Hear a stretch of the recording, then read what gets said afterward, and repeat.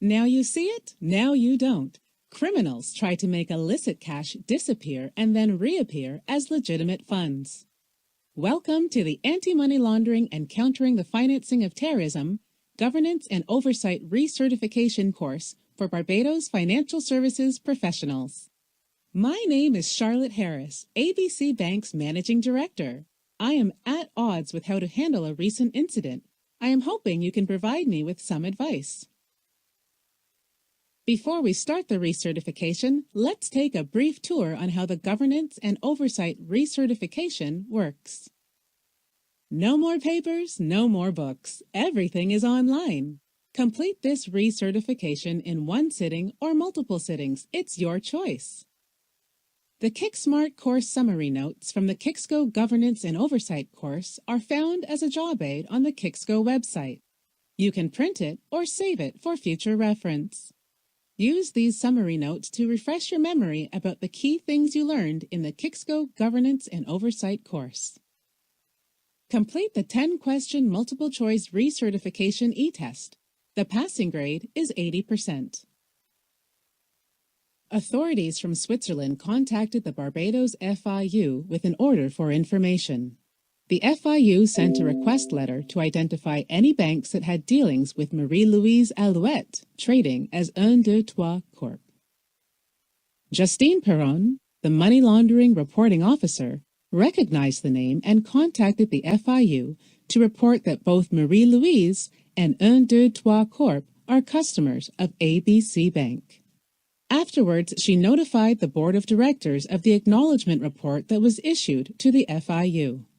The board met regarding the report made by Justine, the money laundering reporting officer. Here is their story. Thomas is the chair of the board.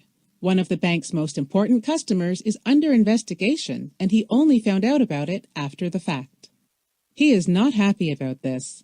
He doesn't think they should be disclosing privileged information about their clients. So they need to find out more about this. Justine thinks she can go behind their backs and make a report. That's not her decision. It's the bank's decision. My name is Justine. After a succession parade of money laundering reporting officers, I was hired 1 year ago as the MLRO, and it has been a struggle to try and get everything up to date ever since. My reputation is on the line, and I am trying to do everything the right way. But I keep getting pushback from the board about the budget for basic things like doing client name filtering checks. The board didn't even confirm that I should be reporting to them. They just wanted me to send the report to Charlotte Harris, the managing director.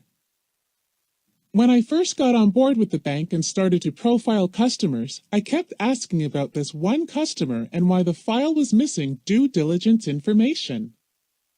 The relationship manager kept pushing back and saying he didn't want to ask the customer for any more information. The customer was sensitive when it came to disclosing information in the event that her ex-husband came after her. So even though she was one of the best clients, I rated her high risk because we could not get proper information on her.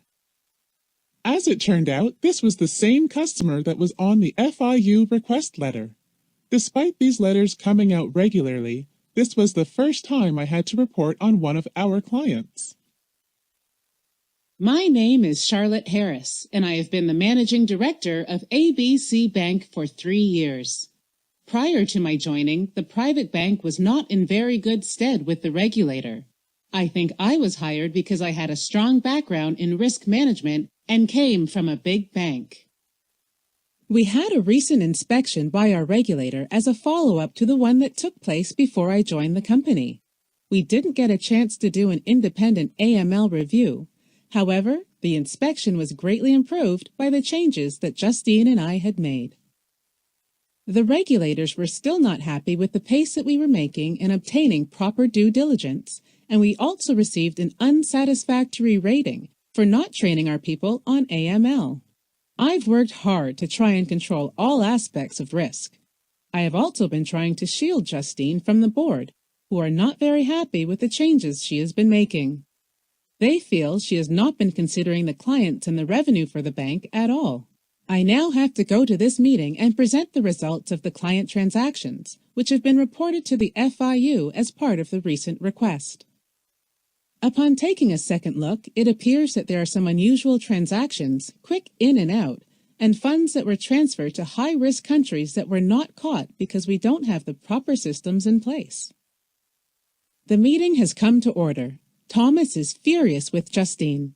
He thinks they need to reconsider and hire someone who will work for the company instead of against it. Thomas has asked Charlotte to provide them with an update of where they are at with the FIU. I can provide an update. However, I strongly recommend that Justine be invited to attend the meeting. She has had discussions with our legal counsel, the FIU investigator, and the regulator. Thomas would like to get Charlotte's version first and then see whether they wish to speak with her. I disagree and am not in a position to provide all the information. I think the board needs to consider Justine's view on this matter. If you wish, I can ask Justine to prepare a full report and distribute it to the board. Afterwards, we can meet and decide on how to proceed. My fear is that we've worked so hard with the regulator to correct the deficiencies, and this could reverse all the progress we've made. Here is the report that I provided to Charlotte. Charlotte, I am very frustrated with this company's lack of commitment to compliance. I was told when I joined that the board was interested in ensuring all regulatory concerns were addressed. I just keep getting pushback with every step I take in trying to correct deficiencies. I have prepared for the board the report you asked for. However, I've also prepared my letter of resignation effective immediately. I am not prepared to ruin my reputation by associating myself with a company who is not prepared to follow the laws. What do you think Charlotte, the managing director, should do? Let's now use the things you learned in the Governance and Oversight course to complete the e-test.